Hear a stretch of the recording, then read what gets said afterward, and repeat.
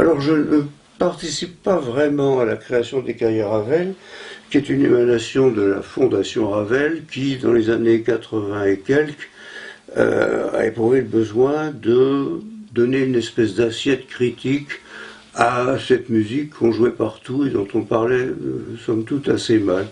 Il se trouve qu'à ce moment-là, j'étais en train de, tout à fait en dehors du circuit, j'étais en train de terminer l'ouvrage qui devait paraître en 86, et il se trouve que le fondateur, Jean Roy, était un de mes amis, et il me dit, il faudra absolument qu'on réfléchisse à une publication régulière. Alors, l'âme de l'entreprise, ça a été le préfet Gandouin. Jacques Gandouin était un homme qui connaissait le monde entier, qui avait été un proche de Gaulle pendant la guerre, et il a facilité beaucoup de choses dans la publication des cahiers Ravel. Alors, le premier cahier Ravel est sorti en 85. Je n'en fais pas partie, pour la bonne raison, c'est que j'étais dans mon coin, et qu'on était encore pas venu me chercher. En 86, mon livre était juste paru, je n'y suis pas non plus, mais j'apparais dans le numéro 3, où Jean Roy me dit, il faut que tu nous fasses quelque chose. Et alors, je commençais discrètement par des sujets, disons, pittoresques, Ravel à la Légion d'honneur, l'image publique de Ravel qui était désastreuse, contrairement à ce qu'on croit, et ensuite de ça, il faut bien dire que les cahiers Ravel ont eu des hauts et des bas au point de vue financier et tout ça, la publication n'a pas été très régulière, il y a eu une interruption de 5 ou 6 ans, et puis depuis quelques années, quand même, ça a été repris en main sérieusement, et la publication est maintenant annuelle, ce qui est un très bon rythme. Et alors, le projet initial, qui était, je crois, une très bonne idée de Jean Roy, c'était d'éviter les études, les considérations esthétiques ou autres sur Ravel et son entourage, parce que c'est des choses qui vieillissent très vite. Et l'idée de Jean Roy et sans doute de Jacques Gandouin était de publier dans les cahiers Ravel des documents. Des photos, des lettres, des articles, des interviews, des choses comme ça, des témoignages de gens qui ont pu le connaître, il y en avait encore quelques-uns. Donc des choses irréfutables, parce que ce sont des faits. Alors depuis, on en est au numéro 16, depuis cette austérité, c'est un tout petit peu arrondi. C'est évident qu'il y a des sujets qui sont un peu à cheval sur le document et l'interprétation de Ravel.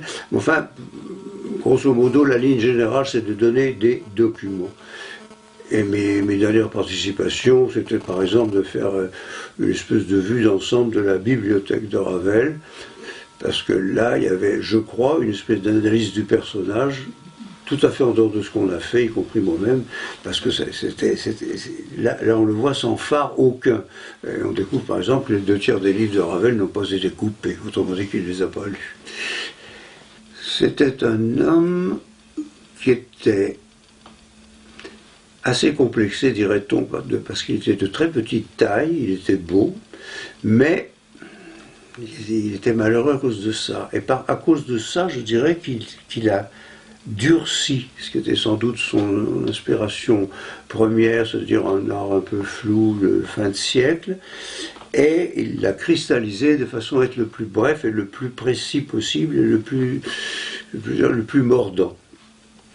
Et petit à petit, cette esthétique de départ qui se définit dès la première œuvre de Ravel, qui s'appelle Sérénade grotesque, qui est le titre dit bien ce qu'il veut dire, c'est une sérénade, c'est-à-dire qu'il n'y a pas de forme bien précise, mais grotesque, c'est-à-dire qu'elle est assez agressive.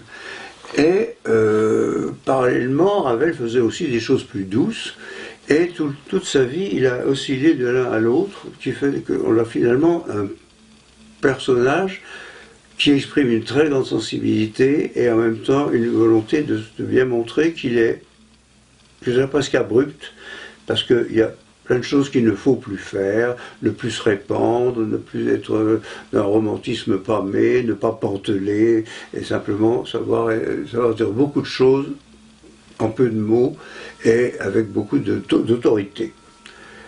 Et à partir de là, curieusement, cette musique qui se voulait brève, par pudeur, a paru froide et sèche, ce qu'elle n'est absolument pas. Parce que toujours, dans Ravel, il y a cette finesse, cette surprise, qui fait qu'on débouche sur une zone de sensibilité imprévue, et qui vous ouvre une quantité de choses. Et Ravel n'est jamais un musicien qui vous plongera dans le... C'est pas un musicien qui vous engloutit, c'est un musicien qui vous séduit et vous propulse. Il vous pousse toujours vers quelque chose d'imprévu, de nouveau, et vous donne au fond du courage. Oh, ça c'est une question bien difficile et j'ai envie de dérober. Parce qu'il est évident qu'il y a des jours où on a envie d'écouter telle chose, telle autre, etc. Donc trouver l'œuvre qui déclenchera un processus ravelien chez un auditeur improbable qui serait complètement naïf, je ne vois pas trop.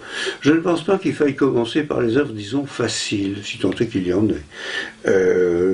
Il me semble, ça a été mon cas, il me semble que l'amorce la plus complète, la plus tonifiante, pour reprendre une notion que je viens d'exposer, ça sera le concerto en sol, où il y a à la fois une extrême modernité, du jazz, du trépidant, une ébullition, et puis ce mouvement lent qui est vertigineusement suspendu.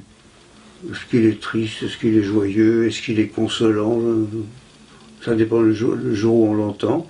Et on finit en ayant dire ça c'est de la musique, on s'amuse et on termine comme ça, surtout ne pas se prendre la tête.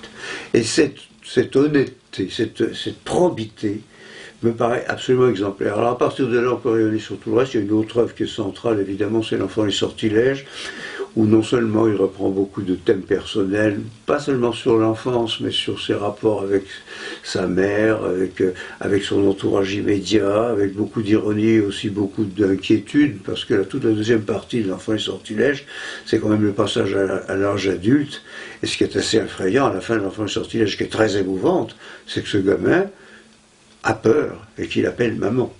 Et on ne sait pas ce qui va se passer après. Et là, on est vraiment au seuil de toute la problématique d'un très grand artiste.